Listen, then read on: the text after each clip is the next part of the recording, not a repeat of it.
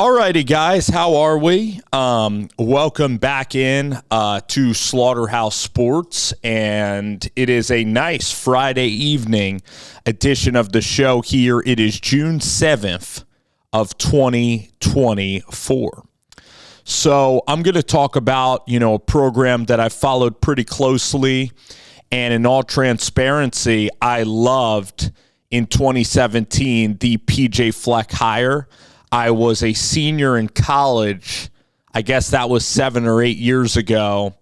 And PJ Fleck, even throughout, my life, he's been somebody that has been a motivational speaker.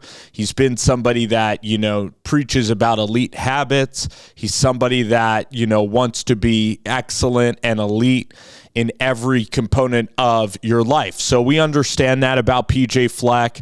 He's not for everybody. Some people think he's hokey or corny, but I've enjoyed, and I continue to enjoy the messaging of Minnesota football. So, looking back at Minnesota and Row the Boat and the tragic story of losing his son at 2 years old and how him and his wife Heather have raised their family and just the hardships that PJ's been through, and continuing the battle and being doubted at so many places and turning around Western Michigan and having that juice and that spark.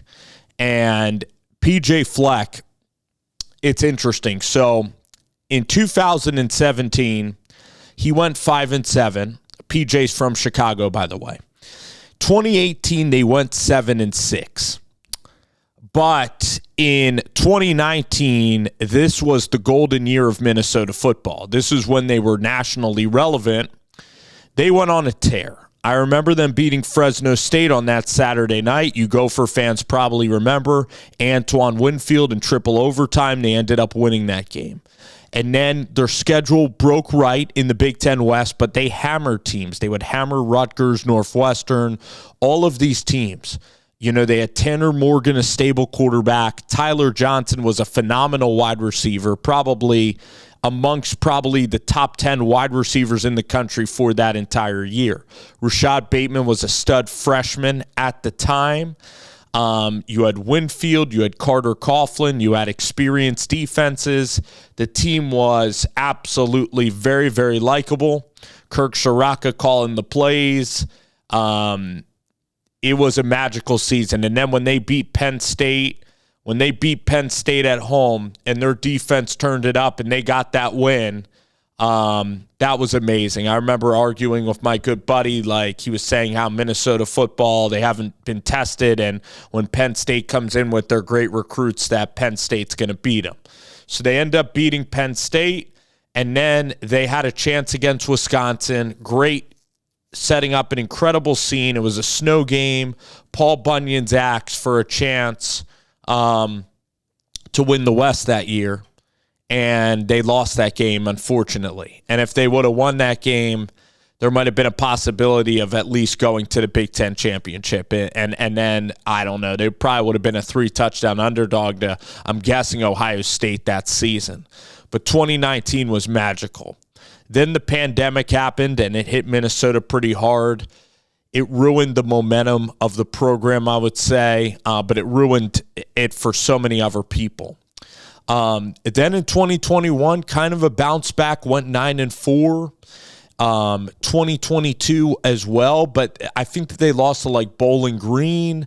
They played North Carolina and Drake May, and he absolutely lit them up, against Michigan. So if you're talking about the best win of PJ Fleck, I don't even want to say last year against Iowa. I mean, Iowa's offense has been terrible, and honestly, if Cooper DeJean's touchdown would have stood, I mean, Minnesota should have won that game a couple of times over.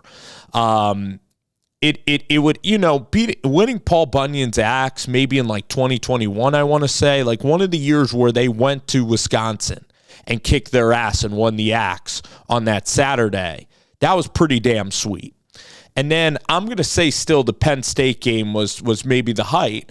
And then Auburn in that Gator Bowl or down there in that Florida in the Outback Bowl, beating an SEC team and rolling them in the second half. they were rolling. Then you could say the pandemic happened, whatever. But listen, and I don't mean to say whatever, we're 4 years from, we're 4 years from that period. And you went 9-4, lost Kirk Soraka in the mix, tried to find your quarterback. A lot of Gopher fans are like, Tanner Morgan's fine as a quarterback. Yeah, he couldn't run incredibly well, but Tanner would win you games. So then Athan Kaliakmanis came into the fold, a 4-star quarterback from Illinois, and I love the talent. I was bought into Athan being a guy at Minnesota to lead the program. They lost one of their wide receivers that I really liked. They lost to TCU. I want to say Dalen Wright, or I know his last name was Wright, Dylan something. They lost him to TCU. So the transfer portal hasn't helped. I mean, Bucky Irving has also left the Minnesota football program. He went to Oregon, was absolutely outstanding.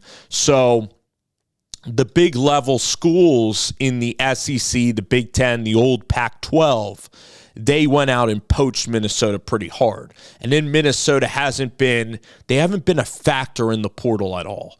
They'll work around the fringes, whether it's high school recruiting or in the portal. So the NIL, I'm just telling you from what I see on the recruiting trail, the NIL is just not there at all. And even Joe Rossi, I even believe that he might even be getting a pay raise to go to Michigan State. That's concerning that he left PJ Fleck. And then last year, just a colossal train wreck of a season, terrible offense. That's the point, is that Tanner Morgan had good offense. You were able to run the football, but when you can't run the ball, I mean, even Nebraska shut down this Minnesota offense. It's really been an offensive problem. It's been a quarterback problem. The defense, has really showed signs of competing, and even though they've been young, they've been consistent. But there hasn't been this element to a passing game. So now you're hoping that this transfer, Bruner, comes in from New Hampshire Division III school, smart kid, rocket scientist and a winner. You're hoping that he can really add to functional offense. And then you're hoping that Minnesota, maybe it's Drake Lindsay, you're hoping that, somebody emerges as a young quarterback option for Fleck.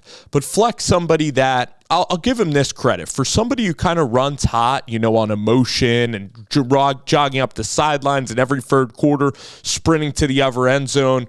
In the Big Ten, he's kind of a marked man. He's kind of an outcast of a character in so many respects. And give him credit for, at least in a turbulent business, he's really gotten along with Croyle. He's gotten along with the athletic department.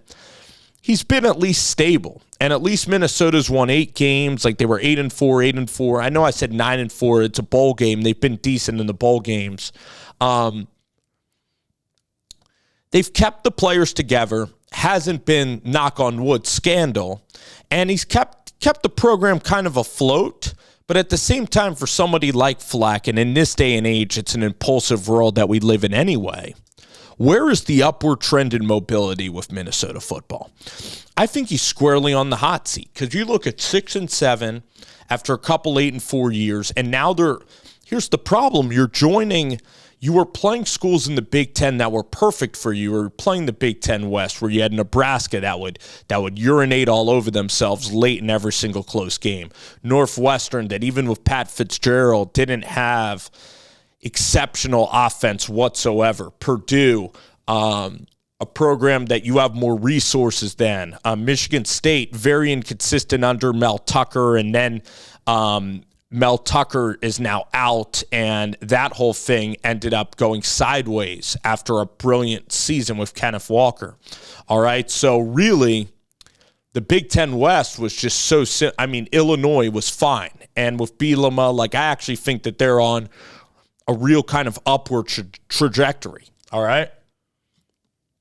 So, but Indiana, Indiana's in the East, but the Big Ten West is it's basically Michigan State, it's Illinois, it's Iowa, not good offense, Nebraska, Purdue, Illinois, like I mentioned, Northwestern. So I think that's it. So then in the East, you have Maryland, of course, Michigan State's in the East. And then you have Rutgers that's sneaky tough. And, of course, Ohio State, Michigan, Penn State, the big three. Okay, so now with the Big Ten expanding, it sucks for Minnesota. They're one of the programs that is going to get left behind, I believe, in the Big Ten. Because even if they have a really good football team, Washington with Jed Fish is going to have more resources than you. USC is going to get resourced and be good. UCLA, you have to travel there. They might even out-recruit you. But USC is a stud program. Oregon's Oregon's an elite program. USC is a good program right now that's kind of going through a little bit of a change, but they have a much higher ceiling than in Minnesota. Washington also has a higher ceiling than in Minnesota. So you're adding these teams, into the mix, and then you scrap division so you don't get to play Northwestern, Purdue, Illinois, Iowa. You might have to play like a Maryland that's going to actually score. You're going to have to play Rutgers that's going to be a pain to play. Nebraska's all getting better.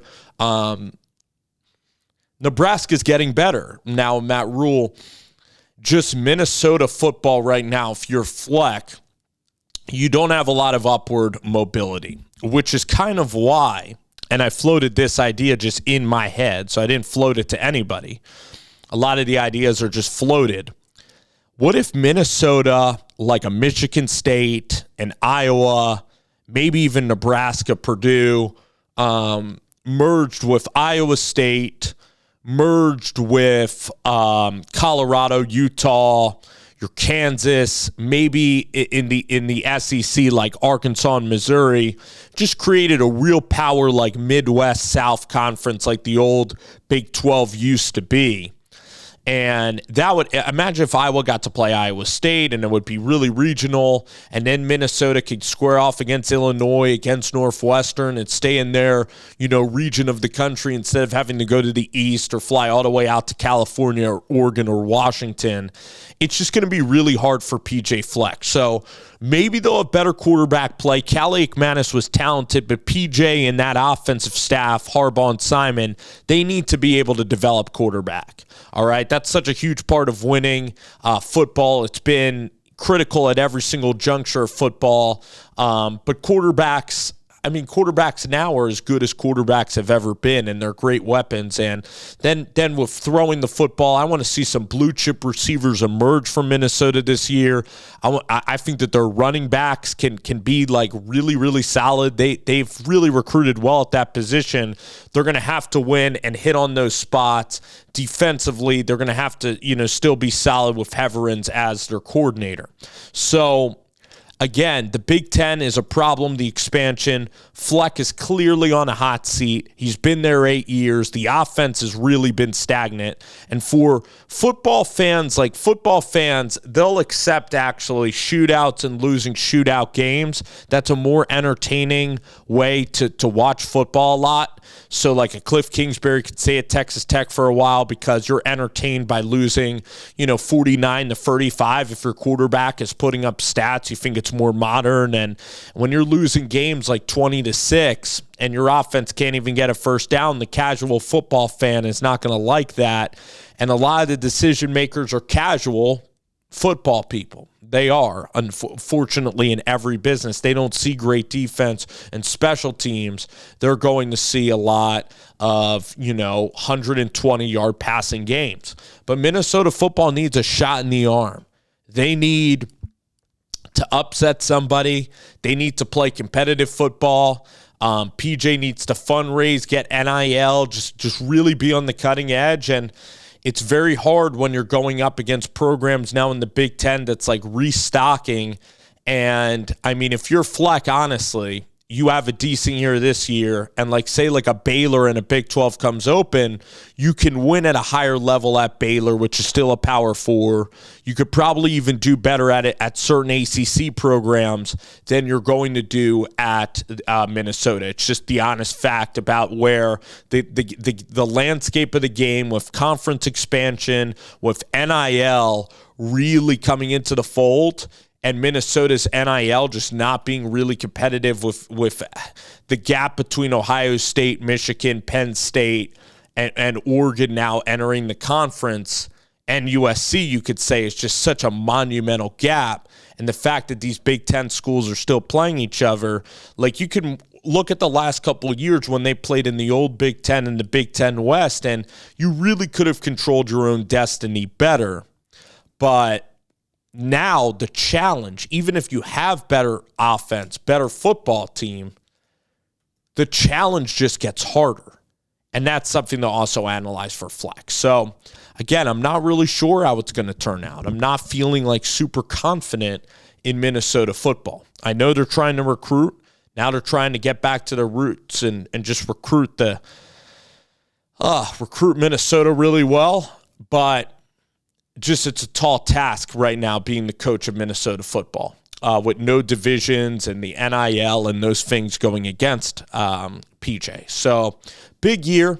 Again, really had his highs at Minnesota. I don't want to talk past tense, but are we going to see like a second win from PJ Fleck? Are we going to see him like pivot and really see this program start to spark and start to be a threat to people in the Big Ten and, again, be a national talking point?